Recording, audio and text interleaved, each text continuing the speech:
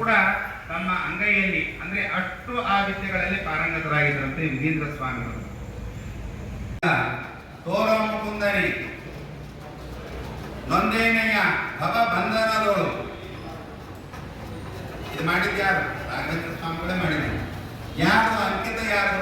ಈಗ ಪುರಂದರ ವಿಠಲ ಅಂಕಿತ, ಅವರಿಗೆ ವಿಜಯ ವಿಠಲ, ವಿಜಯದಾಸರ ಅಂಕಿತ, ಹೀಗೆ ಒಂದೊಂದು ಅಂಕಿತ ಬೇಕಲ್ಲ. ಹಾಗಾದ್ರೆ ಮತ್ತೆ ರಾಘವೇಂದ್ರ ಸ್ವಾಮಿಗಳವರಿಗೆ ಯಾವುದು ಅಂಕಿತ ಅಂದ್ರೆ ಧೀರ ವೇಣುಗೋಪಾಲ.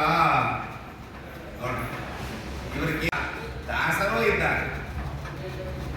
ಯಾಕೆ ಇವತ್ತಿನ ದಿವಸ ರಾಘವೇಂದ್ರ ಸ್ವಾಮಿಗಳವರು ಅಂತ ಹೇಳಿದ್ರೆ ಇಷ್ಟು ಪ್ರಖ್ಯಾತಿ ಯಾಕೆ ಅಂತ ವಿಚಾರ ಮಾಡಿ ನೋಡಿದ್ರೆ, ಇವರ ಯತಿಗಳು ಹೌದು, ರಾಜರು ಹೌದು, ಗುರುರಾಜರು. ಗುರುರಾಜರು ಅಂತ ಕರಿತಿರಲ್ಲ, ಗುರುರಾಜೋ ವಿಜಯತಿ. ಗುರುರಾಜೋ ವಿಜಯತಿ ಅಂದ್ರೆ ಯಾರು? ರಾಘವೇಂದ್ರ ಸ್ವಾಮಿಗಳವರೇ.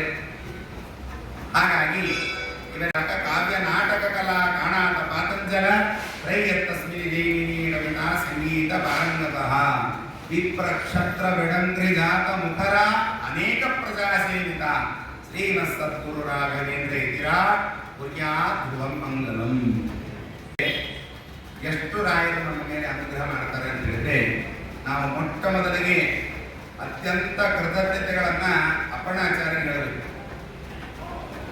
ಅಪ್ಪಣಾಚಾರ್ಯ ಕೃಷ್ಣ ಪಕ್ಷ ದ್ವಿತೀಯ ದಿವಸ ಬೃಂದಾವನ ಪ್ರವೇಶ ಮಾಡಲಿಕ್ಕೆ ಹೊರಟಿದ್ದಾರೆ. ಬೃಂದಾವನ ಪ್ರವೇಶ ಮಾಡಲಿಕ್ಕೆ ಹೊರಟಿದ್ದಾರೆ. ಇನ್ನೇನು ರಾಯರು ಬೃಂದಾವನ ಪ್ರವೇಶ ಮಾಡ್ತಾರೆ ಅಂತ ಅಪ್ಪಣಾಚಾರ್ಯ ಗೊತ್ತಾಯಿತು. ಅಪ್ಪಣಾಚಾರ್ಯಲ್ಲಿದ್ದಾರೆ ಬಿಚ್ಚಾಲೆಯಲ್ಲಿ.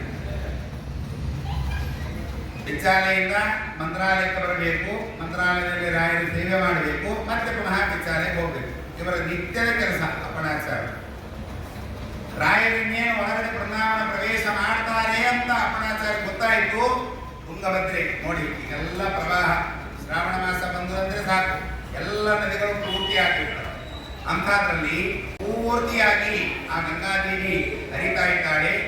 ಗೊತ್ತಾಯಿತು ಅಪ್ಪಣಾಚಾರ್ಯಗೆ, ಇನ್ನೇನು ರಾಯರನ್ನ ದರ್ಶನ ಮಾಡಬೇಕು, ರಾಯರನ್ನ ನೋಡಬೇಕು ಅನ್ನೋದಕ್ಕೋಸ್ಕರವಾಗಿ ವಿಚ್ಚಾಲೆಯಿಂದ ಮಂತ್ರಾಲಯದವರೆಗೂ ಕೂಡ ನದಿಯಲ್ಲಿ ಹೋಗ್ತಾ ಇದ್ದಾರಂತೆ.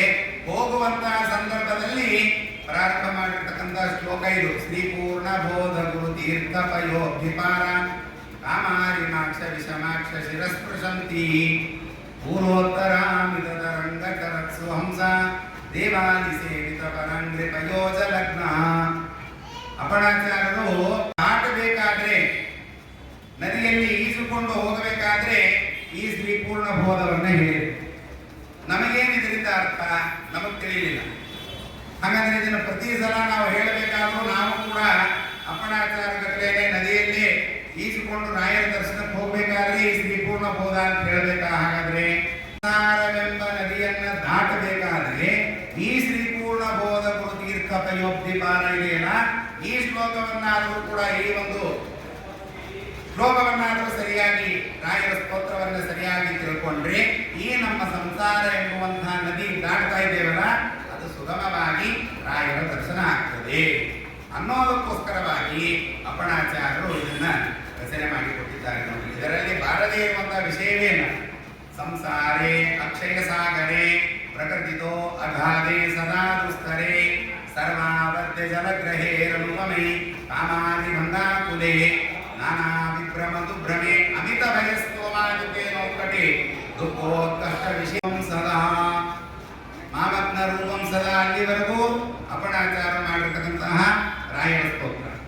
ಮತ್ತೆ ಮುಂದಿನ ಹಾಗಾದ್ರೆ ಅಂತ ವಿಚಾರ ಮಾಡಿ ನೋಡಿದ್ರೆ ಆ ಫಲಶ್ರುತಿ ಅದು. ಅಂದ್ರೆ ರಾಯರ ಸ್ತೋತ್ರ ಅನ್ನೋದರಿಂದ ನಮಗೆ ಏನು ಫಲ ಬರ್ತದೆ ಅನ್ನೋದನ್ನ ಅಲ್ಲಿಂದ ತಿಳಿಸ್ಕೊಡ್ತಾ ಇದ್ದಾರೆ. ಅಂದಮೇಲೆ ನಾವು ಮೊಟ್ಟ ಮೊದಲೇ ಕೃತಜ್ಞತೆಗಳನ್ನು ಯಾರಿಗೆ ಹೇಳಬೇಕು? ಹಾಗಾದ್ರೆ ಅಪ್ಪಣಾಚಾರ್ಯರಿಗೆ ಹೇಳಬೇಕು. ಇಲ್ಲಾಂದ್ರೆ ಶ್ರೀ ಪೂರ್ಣ ಬೋಧವೇ ಬರ್ತಾ ಇರಲಿಲ್ಲ. ಪ್ರಾಯಶಃ ಇವತ್ತಿನ ದಿವಸ ಯಾವುದು ಅತಿಶಯೋಕ್ತಿ ಅಲ್ಲ. ಅಂದ್ರೆ ಮಧ್ವಾಚಾರ್ಯರ ಅನುಗ್ರಹ, ಟೀಕಾರಾಯರ ಅನುಗ್ರಹ, ಪದ್ಮನಾಭ ತೀರ್ಥರು ಮೊದಲಾದ ಯತಿಗಳ ಅನುಗ್ರಹ, ಶ್ರೀಪಾದರಾಜರು, ಬ್ರಹ್ಮಣ್ಯ ತೀರ್ಥರು, ವಾದಿರಾಜರು, ತೀರ್ಥರು, ಇವರೆಲ್ಲ ಅನುಗ್ರಹಕ್ಕೆ ರಾಯರು ಪೂರ್ಣವಾಗಿ ಪಾತ್ರರಾಗಿದ್ದರಿಂದ ಪ್ರಾಯಶಃ ಇವತ್ತಿನ ದಿವಸ ರಾಯರ ಅಷ್ಟೋತ್ತರ ಪಾರಾಯಣ ಆದಷ್ಟು ಇನ್ಯಾವುದೂ ಆಗಿರ್ತಿಲ್ಲ.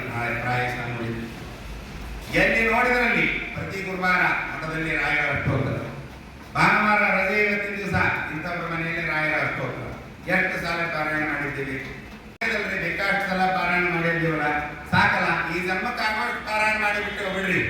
ಗೊತ್ತಾ ನಿಮ್ಗೆ ಏನಾದ್ರು ಲೆಕ್ಕ ಇಟ್ಟಿದ್ದೀರಾ?